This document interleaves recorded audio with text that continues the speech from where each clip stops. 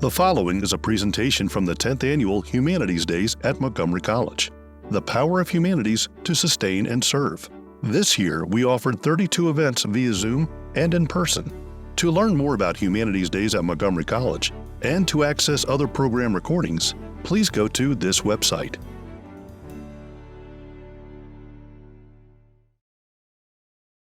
I'm Amanda Miller, and I'm excited to welcome you all to this Humanities Days event.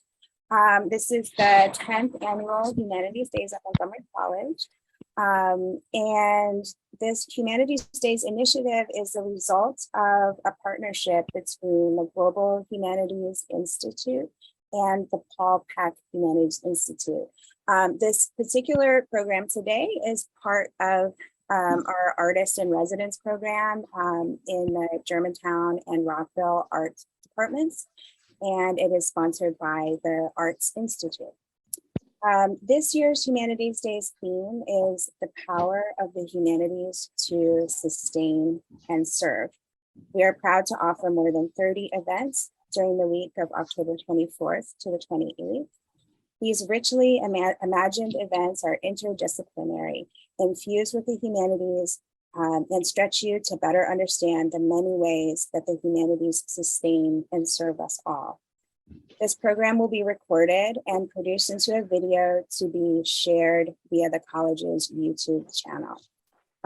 Thank you for investing your time and spirit, and we'll go ahead and get started.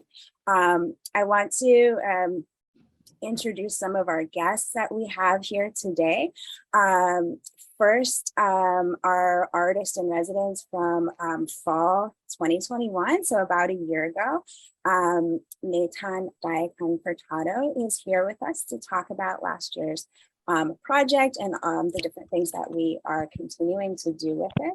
And I'll tell you a little bit about this project.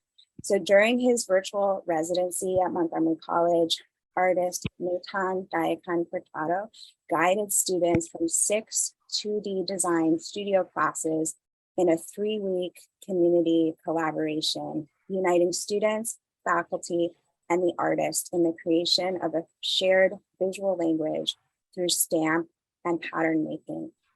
In a series of video prompts and virtual studio visits, students were asked to reflect upon their own past, present, and future as they designed stamps, created patterns, and investigated their own patterns of exploration, working, creativity, and family tradition. Working resourcefully in the remote environment, students created with materials that include hand-carved stamps, found materials, and digital tools. The process images and final works have been shared via Instagram to create a digital quilt, which we'll share in the chat today for you to check out. And this project was created entirely virtually and on a small scale, but was really brilliantly designed to have a large, impactful physical presence through a stunning display of light and pattern interacting with a brick-and-mortar architecture. And that was the event that I mentioned earlier. So tonight in Germantown, we'll be projecting the artwork onto the buildings. So trained as a cultural anthropologist and public interest designer, Natan Diacon-Furtado is drawn to projects that remain part of his life long after bringing him into new experiences and communities. As a globally Southern person of color, growing up between the modernist city of Brasilia and the living traditions of East Tennessee, Natan was raised with an expansive sense of race, identity, culture, and community, and the continuous self-translation work required to exist with and between these worlds. Emerging from the site of translation, his work engages in forms of visual code switching to collaboratively make space through pattern, uniting communities of all sizes in the creation and recreation of shared cultures. This work taps into a globally Southern heritage of pattern making as a language, art, and craft. And so we had the pleasure of working with Natan in his pattern work and his community work last year. I want to also acknowledge all of the faculty and students that were involved in this project. Professors Naomi Chung, Judy Stone, Jenny Carolyn, and Robin Meyer. We also have Lucy Derrickson here with us today, who has helped with our different projection events, and she's brought her crafts class to join our conversation. And we also have some of the students who participated in the project. So Thaddeus Gross and Jumana Jaji Faroki are here. And there may be some other students. I think I recognize some names as people were joining the Zoom. So thank you everyone for being here. And what we thought we'd do is share Natan's video introduction to the project that we the classes watched a little over a year ago, and then we can have a chance to talk about how the project went.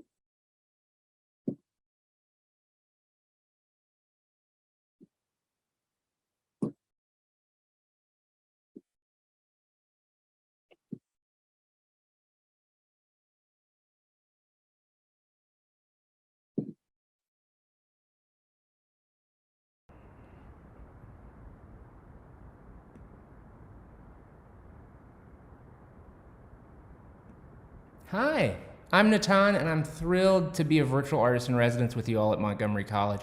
And I'm really excited that we're going to get to collaborate on this project that I'm calling Our Patterns Montgomery. I'm a collaborative artist and designer who works with pattern making as a globally Southern heritage of a language, art, and craft. And I wanted to give you all just a sort of idea of where I'm coming from when I'm talking about patterns. And I think the easiest way to do that is to show you where I grew up, which is in Rio de Janeiro, in the neighborhood of Ipanema in Brazil. And in Rio, each neighborhood that faces the ocean has a tile pattern that's specific to it, that gets repeated on its avenues, on its street signs, in bars, in shops, on t-shirts. And when you see that pattern, like this pattern, which is for my neighborhood, Ipanema, you know exactly where you are and that you're in your neighborhood, you're in your community. And then when you see that pattern out and about, you know that maybe that's somebody who's been to your neighborhood, and you start to feel a kinship, or maybe that's somebody who lives next door. And so what I love about pattern making in this instance that I grew up in is, this is an abstract pattern. It doesn't mean anything out of context. But in the context of being installed in this city and having lived this life of decades upon decades upon decades of being what people think about when they think about a place like Ipanema, my neighborhood, it becomes loaded with content, right? So we start with a pattern that's totally abstract, and then by the way it's used, by the way people think about it, it actually becomes a kind of a language, a kind of a shorthand for the neighborhood of Ipanema. And then what I like on top of all that is that this pattern is made out of the humblest of materials. It's made out of just little broken bits of stone, all the way for miles, broken bits of stone. So you take this material that means almost nothing, you put it into a pattern that's abstract, and then by using that pattern, it gains meaning in a community and then in an individual who can spread that. While I grew up part of the time in Ipanema, I also grew up some of the time in the capital of Brazil, Brasilia. And the capital, Brasilia, is really fascinating because in the 1950s, Brazil decided to move the capital from Rio to Brasilia. And so Brasilia is one of the few totally modernist capital cities in the world. And in doing the design for this city, they decided that they would actually sort of explode the idea of this tile symbolizing a neighborhood to the nth degree. And so in Brasilia, pretty much every building has its own tile. And so, for example, this tile pattern on the left that you're seeing is the tile pattern for the church near my grandparents' house. And somebody walking down the street in Brasilia doesn't have to look at any buildings. They can just look at some of the walls and they can know what the building is, who's there, does my neighbor work there, is this my bank? All of these things are telegraphed through a visual language instead of a spoken language, right? And one of the impressive things, the things that I always come back to about this specific tile, this church near my house that I grew up with my grandparents, is it's not abstract like the tiles in Brazil, right? In Rio. It's not abstract. It's actually a figurative image. It's a piece of, because it's a chapel. So that makes sense, piece of chapel. But then when you see it in relation to the shape of Brasilia, which Brasilia as a modernist city was designed to be shaped like an airplane, all of a sudden this piece of is also the airplane, which is the symbol for the whole of the city. And so we've taken this figurative image and we've actually made it an abstract concept that encompasses the whole city and everybody that lives there. And so this is what I love about patterns, that they can work from meaninglessness to meaning, and they can also work from figurativeness to abstractness. And then even in that backwards movement, they can create even more meaning. And so the way I like to use patterns in my work is just that, something that allows sort of a free space for me to pour myself into the art, but also for visitors and people seeing the art to pour themselves in. And I think about that a lot as kind of a process of code switching.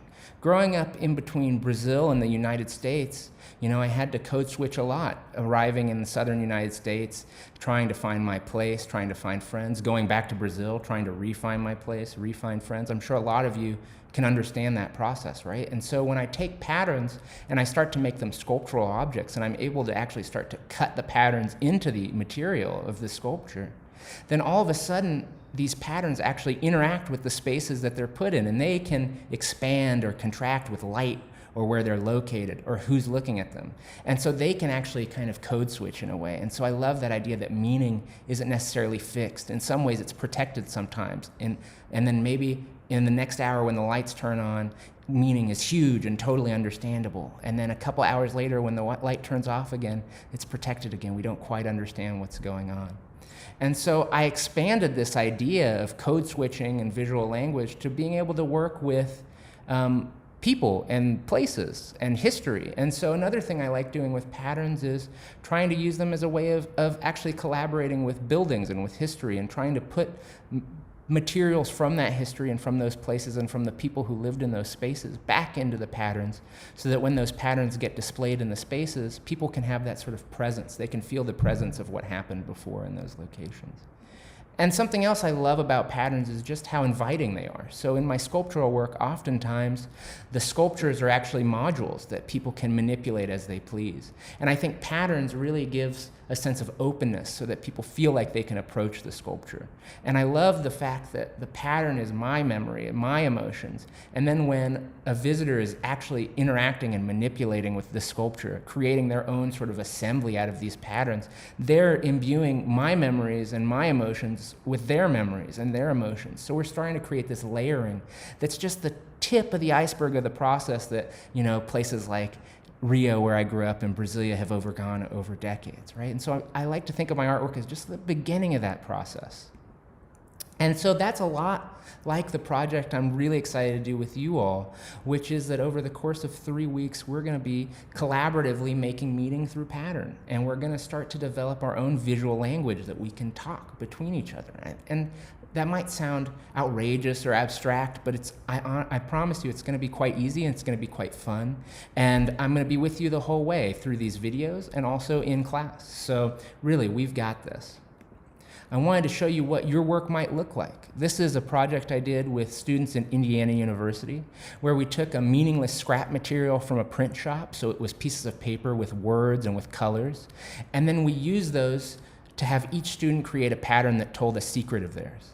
And so the idea was, how do you make meaning out of these meaningless scraps? And then once you make that meaning, how do we view these meanings all together? So this is a quilt of secrets. We don't know what the secrets are, but we start to see how they sort of relate to each other.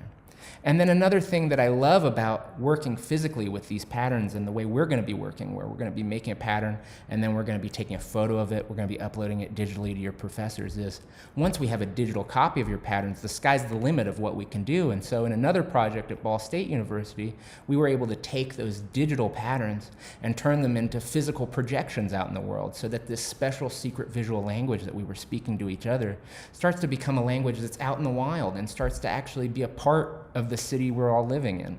And I think that's just a really fabulous thing, and something I hope we also get to do. And so I thought it'd be cool if we just all looked at the intro to this project together. And so this project, as I said, is called Our Patterns, Montgomery College. And it's going to take 3 weeks this October. This project will use the creation of individual patterns and the development of a virtual community quilt as a way of getting further in touch with each of our intuitive creative processes, in the hope of bringing them closer to the surface of understanding. In this way, our patterns will not just be a communal artwork, but also a way of helping bring to light each of our individual patterns of exploration, our patterns of working, our patterns of creativity, family, tradition, and more. The ultimate goal of this project is for each student to be able to externalize and describe their own intuitive creative process through a written statement developed in tandem with the creation of a custom patterned work that must also speak for them. Each student will be responsible for creating graphic stamps, pattern tests utilizing these stamps, and final pattern pieces based on these tests to be turned into a digital virtual community quilt. These discrete phases of the project will each be paired with written responses to questions to help guide the development of a unique statement for each student and allow another way into thinking about and working with your creativity. All graphic and written work will be submitted to your professor as required for each week of the project. The graphic and written elements of this project should be seen as equally important and as a feedback loop tool to help dig deeper into your creative self. You might make something that changes how you describe yourself and your work, or how you want to describe yourself may mean you need to change the work you're producing. Though all patterns will ultimately be digital, the material and processes you use to create them are your own. We will discuss multiple possible approaches in the first week, as well as questions of scale and dimension when presenting work digitally. The completed Our Patterns digital quilt of your patterns will be displayed publicly in a manner still to be determined. Okay, but what's this project going to look like week to week, right? And so I just want to give you some examples. Week 1, we're going to be making stamps, just a stamp. It's not that hard. We're going to be using stamp making materials if you have them. We're going to be using pens and pencils if you have them. We're going to be using paint if you have them. And we're going to be creating something like a abstract stamp that's describing your place, right? And we're going to be creating 3 of those: where you've been, where you are right now, and where you're going. It's an abstract concept, right? But it can also be perfectly figurative. It can be like a closed thought. But I just wanted to show you there's so many ways to approach this in week 1. People are carving stamps. People are stamping on images. People are making them out of just black and white paper. People are just using their pencils. There's a lot of ways we can do this. Week 2, we take those same stamps and we start to make patterns out of them. We start to tile them. We start to rotate them. We start to see, boy, rotated counterclockwise, this pattern really reminds me of this. Or if I just stack this in the same order, in the same direction for 4 squares, it really reminds me of this. It's an intuitive process. It should be a fun process. It really shouldn't feel like laborious. And so if it's starting to feel laborious, maybe start trying a different thing. Maybe start playing with it a little bit more. And this all leads to week 3, where we take all of our pattern experiments, all of our stamp experiments, and we start to create these finished pattern pieces that are going to be a part of this quilt. And so that's it. Of course, we're going to spend a lot more time doing this, and I'm so excited to collaborate with you, but that really is the whole project. It's going to be that easy, but I hope it's going to be tons of fun. And I just can't wait to meet you all, and I'm looking forward to it. Thank you all so much. That was such a nice overview of the project. It was a great way for us to start last year, but then also to be able to, sort of share how the students created the work and how the classes all worked together. Natan, when I first heard about the theme of Humanities Days this year being the power of the humanities to sustain and serve, I really thought about what a great connection for the Our Patterns project, because that was done during a time when we were mostly remote. And I just really appreciate the way you designed the project to create community in the virtual environment. And I was wondering if you could talk a little bit about that. How did you go from using pattern as your own individual language to something that you can use to connect with others? Thanks. Yeah, that's a great question. I agree that it fits really well with the theme of Humanities Day this year. And it just was a real pleasure actually to go back and watch the video, which I haven't done since I made it, and see how well it's developed, how all the ideas that we sort of presented in the video, hoping that that's what would happen in the following months and year, that's what's happened. So it's been really nice. The idea for, honestly, it just came out of necessity, right? It was, I started doing more sort of collaborative residency projects right as the pandemic started to hit, and needed to figure out a way in which I could still collaborate with folks, and especially a way in which I could collaborate with folks that I didn't necessarily know or weren't already in my circle. That's a big part of what I'm interested in, is how do I get out of, the group of people that I already know, or how do I get into a town, a place, a school, students that I have no connection with, because that's where I find there's this really powerful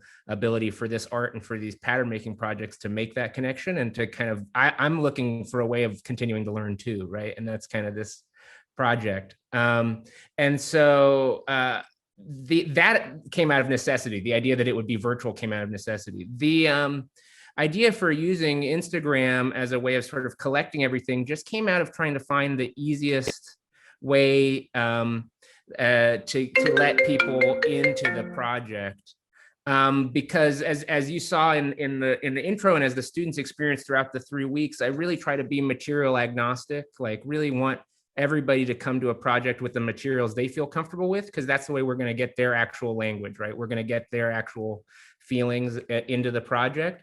And so there was this jump up where we had to figure out, okay, well, what's the technology that allows us to do that?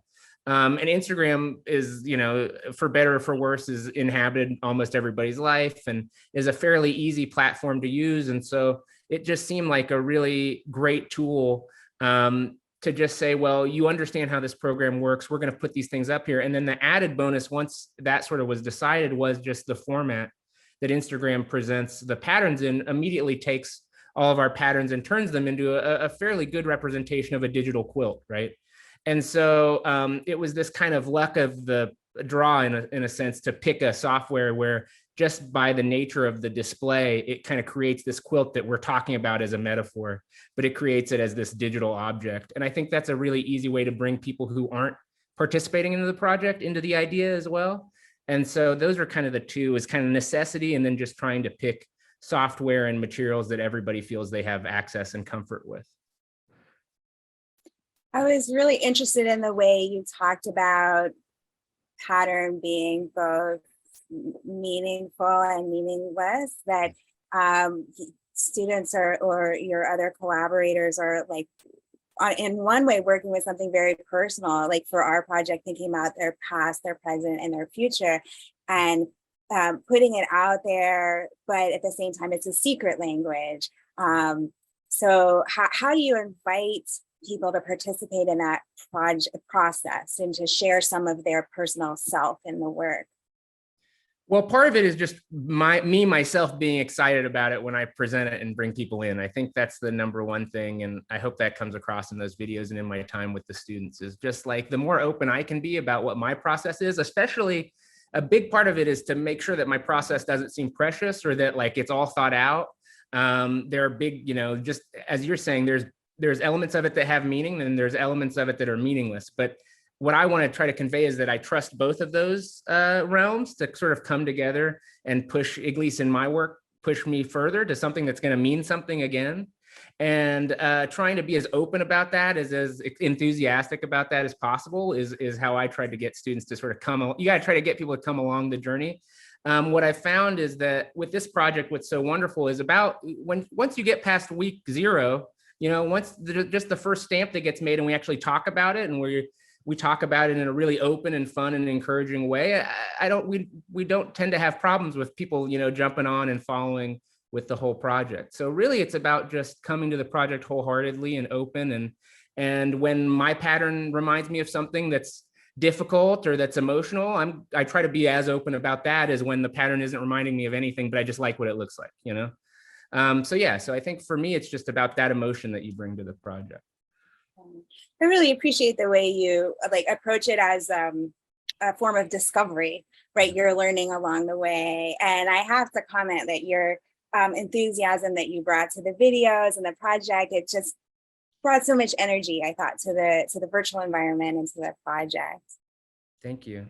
I really appreciate that. I mean, as you said in the intro, you know, I'm trained as a cultural anthropologist, and the reason that I'm not doing cultural anthropology as a hard thing, and I'm in arts, is because I was really interested in using all of the things I learned as a cultural anthropologist to actually explore myself and the people that I'm around in my communities, right? And the way to do that is to actually deal with these things that we don't necessarily think of as hard facts, right? Emotions, memories, things like that. And so this is like trying to be open and energetic about it is my way of you know, anthropologically exploring those things. And so I really appreciate you picking up on that. Yeah. Oh, we have a question in the chat. What inspired you to create the pattern art? Sure.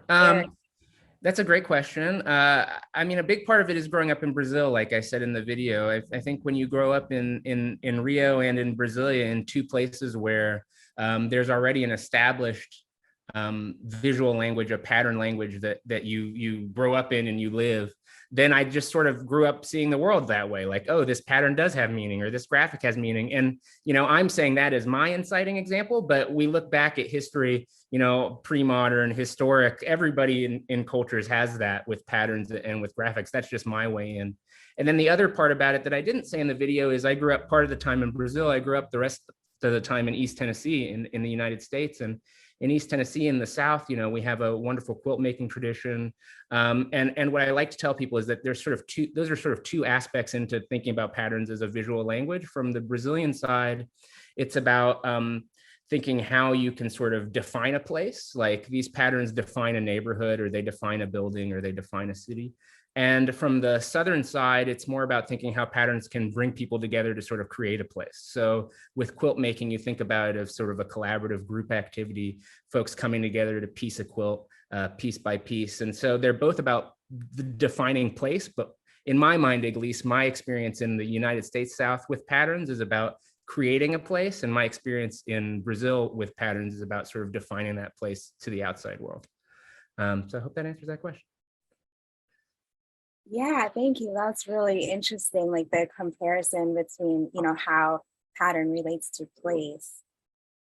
Tanya says, do you find yourself coming back to a specific pattern or stamp, or are you continually creating something new? It's a great question, Tanya. I appreciate that. Both. With that sort of cycle of meaning and meaninglessness, the beauty of that is I'll be really into one stamp for like 2 months, use it to make everything. It'll start meaning something different. And then it'll be, you know, you'll feel like, oh, it's time to put this away. We can go to a new stamp. But then maybe 3 years later, I look and I'm like, oh, I see something new in this stamp again. And so it comes back, and or we mix two stamps together. And so the answer is both. I still like daily create new stamps to try to experiment with new patterns, but oftentimes for stretches of time, whether it be weeks or months or even a year, I'll use the same patterns as a way of kind of just digging deeper and deeper into the meaning that I keep finding in that. When you see a pattern that like you've worked on a small scale and then it's projected really large, it changes form, it gets bigger, it interacts with architecture. Does it tend to change meaning for you, or do you see it differently? 100%. I mean, that's kind of the goal of that experience, right? Is to, because when we interact with something at a scale that we built it at, right? At a hand scale where we remember creating it, there's a different meaning than when we interact with something and it's larger than us or it's our size, right? In some ways, we're interacting with the thing we created as if it was a separate being when it's larger, right? And so I really love that experience, because in a lot of ways, that's actually the moment when the meaning that was hidden from me before kind of comes back to me. I'm like, oh, that does remind me of this. And it's because I'm able to see it as a separate thing, something that I didn't necessarily create right there. And that's what I love about the projections themselves, because they're sort of a translating device, right? If we think about this all as a visual language, like the jump in scale, the jump from a digital object at our phone size to a physical object at building size, that's kind of a translation of the language. And anytime we translate a language, we get slightly different meanings. So that's really kind of, so yeah, we get that. I get that experience all the time from that. Yeah, it's been really fascinating to see like the different changes, because we've done the the Instagram digital quilt. We've done the projection onto the Rockville Art Building, which we see behind you. We've done the rear screen projections at VisArts, which you see behind me. And then today we have this extra powerful projector where we'll get to light up the whole quad in Germantown. So it's been really cool just to see the variety of different changes and developments with the work. So I wanted to also ask some of our students who joined us. Jumana, I think I saw your artwork go by behind the Yeah, I saw it. Oh, there it is right there, actually. Oh, Yeah. So Jumana, what was your experience like with this project? How did you think about past, present, and future? Or what really struck you about this project? For me, I've been always the child of diaspora. I'm originally Palestinian. I grew up in Jordan. I'm also American. It's like a mix of like everything. I took a bit of every country, and I was like, that's my identity. For one thing, when we created this piece, it was back in a year ago, like you said. So obviously my future has changed, but it was interesting watching myself have the state or mental state I was back then, where I was like, this is what I want for my future. And then actually completely having it in different situations. So my stamps are for my past, actually, I have an orange. So I'm Palestinian, and if you know about Jaffa oranges or Yafa oranges, so my family used to import oranges from Palestine to Europe. So I wanted to incorporate my family's history. So instead of looking at past as if like something I went through, I looked at it as my background, something that happened generations way before that happened before me. So I went into getting a small orange. I remember this very clearly, a small orange, and I would stamp it down. And I did this specific thing where I love colors. I just love colors. Okay, you can see how crazy I went with my artwork. I only repeat the color 5 times. The reason why I repeated the color 5 times is because it represents myself, my 2 brothers, and my parents. So I wanted to create that unity and that family, that feeling of, always being with your own identity and having that close-knit orientation, family orientation. Then afterwards, I did them in order, actually, from starting with my base being an orange. For the second base, I went in with, I wanted to create a black iris, which represents Jordan, because all the time we were doing it remotely. So I was in Jordan at the time. I remember having my classes at 8 p.m. So I would be working and having everything so late, and then I would stay up all night. Day was night for me. Night was day for me, pretty much. A day was night for me. Okay. Oh my God. We started with the black iris, which is the national flower of Jordan. And I wanted to kind of, so it was hard doing that stamp. I remember it being so hard. So I used a palette knife. I kind of stick knives together, and I was able to press them on to the artwork, which turned out exciting pretty much. I really liked how it turned out. And then after that, I was in Jordan for a while, and I am a US citizen. So I thought I was going to be moving to the US.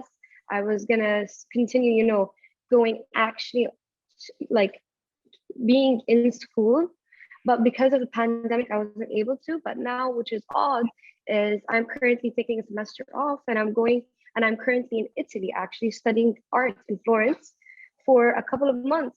So it's kind of like looking back at where I was a year ago, and then being like, well, yeah, I'm going to the US, but it's not going to be until a couple of months, which is odd that I didn't even predict that.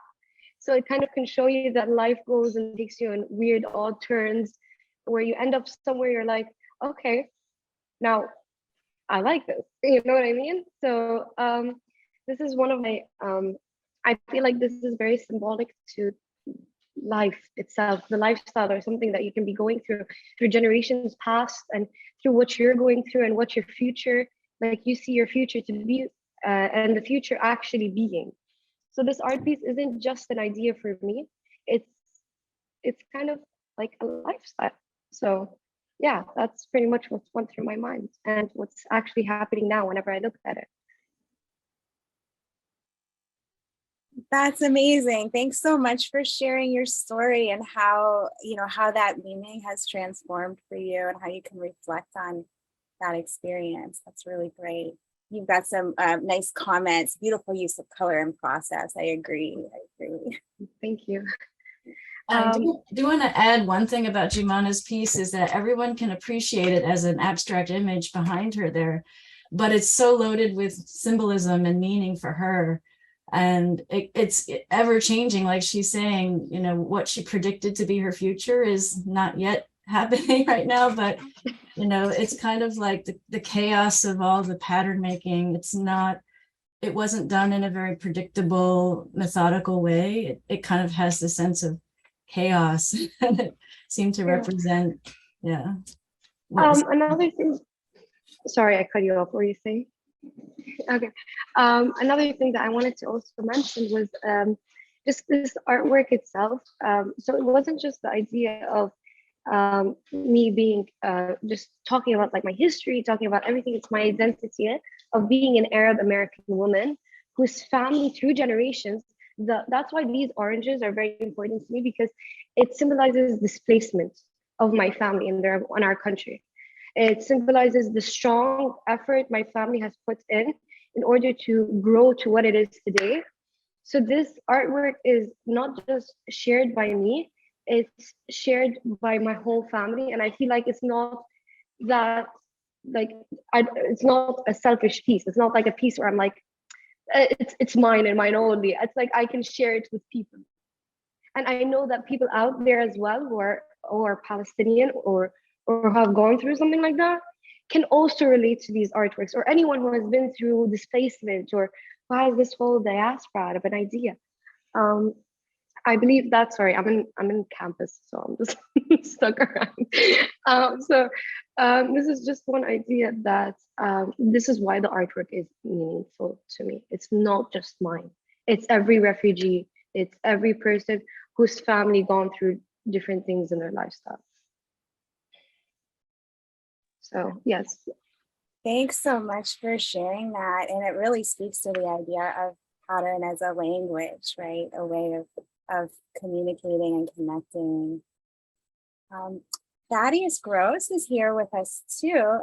Thaddeus participated in the project. Could we ask you about your experience, Thaddeus? Yeah, sure. Of course you can. The whole process of the piece was just very eye-opening to me. I've always been a creative person, but I've never really know how to say something directly with artwork. Like I kind of would just do and paint what felt right at the time. And I had never had any experience doing something that was based off of myself. It was just going to a piece of artwork and diddly-dallying around and I'm like, oh, I like this. This feels like me. But I had never, I never did a process where it was my intent to convey like past, present, or future of myself. And yeah, it was such an educational experience for me because going from, which is something that we were learning at the time with, I was in Professor Stone's 2D design class, like having prompts and basically learning how to speak another language through artwork. And the concepts that I thought of for my past, present, and future were so current and just dealing with society. So I never thought that this could be this piece could turn out to be a reflection of myself. So for my past, I'm from Louisiana, which is actually these flowers right here. I did a stamp of the state flower, the magnolia. And when I really started to think about the past of racial inequality and things that were going on at the time, I connected the flower and nature to Blood on the Leaves, which, if I'm not mistaken, which is a song by Nina Simone. And then for my present, it was more so about, which is right here, these blue outblasts. It represented to me was a phone screen, because that, I mean, during the time of 2020, it was all phone screens. It was all screens. And that's how we were socializing, getting our information, real or not. It was just like, it just felt like the most current thing in a basic form, like a screen, you know. And for my future, I did From Jump, which was a tie back to the past of racial inequality. The phrase "from jump" was inspired by how I wanted the future of me and every person of color in America to be how it should have been from the start. So yeah, and then I had all these, I was looking at these 3 patterns, and it was all what didn't feel like me. So I scanned them and digitized them, and I made it feel like me. Like this is what I'm thinking about all the time. I mean, these are current issues today, but they influence me in ways, and that's why I went from like that constructive like use of prompt and decision making and iteration to what I usually do, which is go and use the materials that I've thought about and just feel, move things around until I feel like this feels like me. And I think this encompasses me.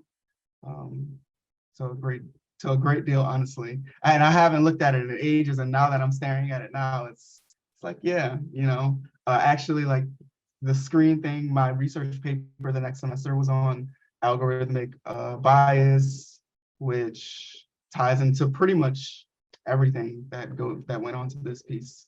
And yeah, actually really enjoying it. I might actually get it printed out now that I see it. Thanks so much for sharing the symbolism and then how you incorporate it through your, process to reflect your aesthetic and, like you said, what feels like you. So you have a combination of materials by hand, like with a physical stamp and paint, and digital. I think that like visually the layering is really effective. Is that something that you connect with in your own aesthetic?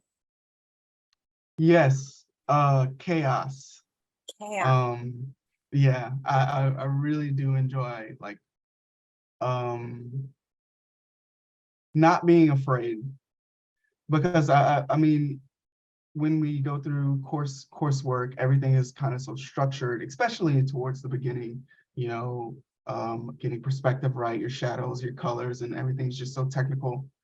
But I've always enjoyed not being in control of what I'm creating, and that's what I kind of try to embody, and I do that mostly by layering, which is a huge plus because digital, it's pretty much all layering. It's actually really nice. So I mean, I did add more things like mediums that I actually really like, which is alcohol ink, which is like the most chaotic of mediums, and using all that movement and also smearing them and brushing them and putting them and cutting them out and things like that. Yeah. And that's fantastic that you saw the continued connection with some of the same themes, you know, when you did your research on algorithmic bias, that was the topic that you talked about. Yeah. That you're able to see that visual connection and also connection with the content. It's amazing how it just continues to develop and grow. So we can open it up for a couple of questions to Natan or the participating students. We also have Professor Carolyn and Professor Chung here who may be able to answer questions about their experience as well. So feel free to add questions in the chat.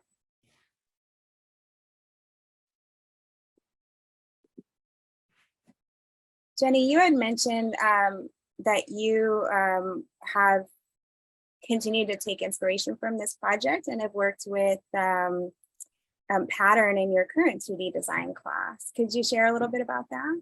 Yeah, absolutely. I just want to take a moment also to thank Natan for bringing this project to Montgomery College. And it was amazing having the opportunity to work on it last year. And then in the spring, I brought it back to my students because I didn't want to let it go. It was just a wonderful opportunity to encourage them to open up. So, I mean, a lot of our conversations, our critiques in class focused a lot on form and design and the formal qualities. And this project really gave the students the opportunity to bring like personal content into the work, as well as to relate to things that were going on in their environment. And so as a way to sort of spread the project, I had my students in the spring, and my students now are doing this as well. We take it a step further. So we actually turn the final pattern into postcards, and then we send the postcards to everyone in the class. So everyone gets, you know, one postcard from each student. So it's a nice way to share the final design and bring in postcard art. Yeah. I love that. That's a beautiful idea. Thanks. But it's great to continue working with the project. So Natan, thank you.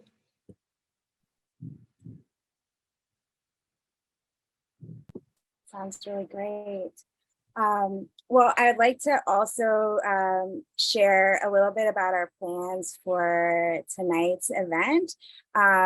It's on the Germantown campus, 6:15 to 7:30. So officially sunset starts at 6:12 tonight. So it'll just be barely getting dark. We'll have the artwork projected onto the buildings. And then as it gets darker, the artwork will become brighter and more vibrant. We'll have a big, powerful rental projector, as well as 3 additional projectors that will allow us to really engage the whole space of the quad area with the buildings at different angles. So that will be really exciting. I will just share the information in the chat here, as well as a link to the Germantown campus map. And we will have pizza, so you can come and have something to eat and enjoy the artwork. And I've also included a survey for today's event. So everyone's invited to give feedback on the event. So please feel free to add questions in the chat. And I also, I want to also thank Natan for this wonderful project and for supporting us and taking it through these different iterations. That's been really exciting. And I wanted to ask you about your current project. So you are an international artist in residence in Japan right now, right? Yeah, I'm the International Artist in Residence at a Contemporary Art Museum in Japan, the Aomori Contemporary Art Center right now. And I was an artist in residence since start of September, and then that leads to a solo exhibit at the museum that opened this week. and it goes through November, and then we're going to do a series of events after that. But it kind of builds on the same sort of projection and patterning idea and the idea of working virtually that I got to explore with you all, which is but trying to figure out how to do it with time differences and asynchronously and things like that. So what we've developed is trying to play with the projection screen as the thing that actually invites collaboration this time. So the museum is actually filled with pop-up foldable paper sculptures that are human size, that are built off of the pattern images. So we basically took stamps and turned them into sculptures out of cardboard that are blank screens, and then projecting patterns onto that. So visitors to the museum will be able to go and create their own assemblies of these sculptures, and they'll become screens that the patterns get projected onto. And there's spaces in the museum where visitors can actually create their own sculptures from the stamps themselves. And so by the time the exhibit ends, it should be filled with these visitor created modules and sculptures, and they'll be catching all the patterns that are projecting throughout the space. So a little bit of a twist there, but exciting nonetheless. I would share photos, but it hasn't been photographed yet. Wow. Oh, that's so fascinating, that because we've been taking these two-dimensional patterns, projecting them on buildings, and they feel three-dimensional, but that they are building something three-dimensional that will be projected on. That's a whole other like layer of creativity and interaction. That's really cool. Yeah, thank you. Yeah, it's exciting. Actually, the postcard thing, Jenny, was really interesting that you mentioned that you're doing that, because one of the takeaways from this exhibit is actually that there's postcard sized versions of the sculptures that folks fold and take home with them too. So that's really, it's just nice to hear that all the things are all swirling around each other. Yeah, that's really awesome. I'll ask one last question before we close. Any advice for students who are interested in leading collaborative work or working with the community? Yeah, sure. What is my advice? My advice is to just jump in there, but my actual advice is to find somebody who actually knows those communities that you want to work with and partner with them. Because I think when I first started out, I thought, oh, I'm going to find all the people I'm going to work with collaboratively myself. And that really doesn't work. Like, you really want to take the load off and find, a person like Amanda, like people at the center of a community that can get you connected with people, so that your collaboration actually has the legs and can expand. I mean, Amanda, this project would not be this large and this amazing if it wasn't for you. So like my advice is to find somebody like you to be able to expand into the community. The whole point is that I'm not the person who knows this community.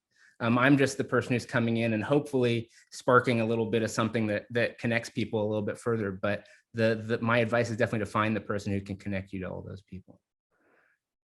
Well, thank you. And that is good advice, right? Because that's how you get a chance to interact. And it's been so wonderful. I can't wait to share with you the documentation from tonight. Hopefully some of our audience members here will come and join and get to see it in person. You can tell from the backgrounds how cool these projections look in person, and it's even more powerful in person. So it should be really exciting. Well, thank you so much for joining us, Natan. Thank you for the faculty and students that are here, and all of our audience members. And just a reminder, there is a survey in the chat. We'd appreciate your feedback. Great. Thanks. Thank you, Natan. Thank you, Amanda. Bye. Thank you, guys. Guys, have a good one. Yeah, thank you.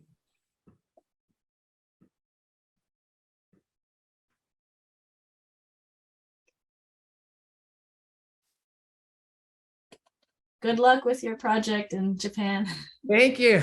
I'll send info when I have it. It'll Okay. be really exciting. Great seeing you. Great seeing you. Okay. Bye-bye. Bye. Bye. Yeah, it's been so nice to have a little reunion I and know. get to chat again. Thank you so much, Amanda. Really, this is like an amazing project. It's 95% because of you. So I really, really appreciate it. Well, no, I mean, your plan, your vision was so brilliant, and that you designed something that someone could do on their own on a small scale, and then that it can scale up to all these different things. It's been really, really cool, really exciting. Well, thank you. All right. Well, I'm excited to see the big projector in action. Yeah. Good luck. Good luck tonight. And Thank thank you you. again for putting this together. Oh, thanks for joining. Bye-bye. Bye.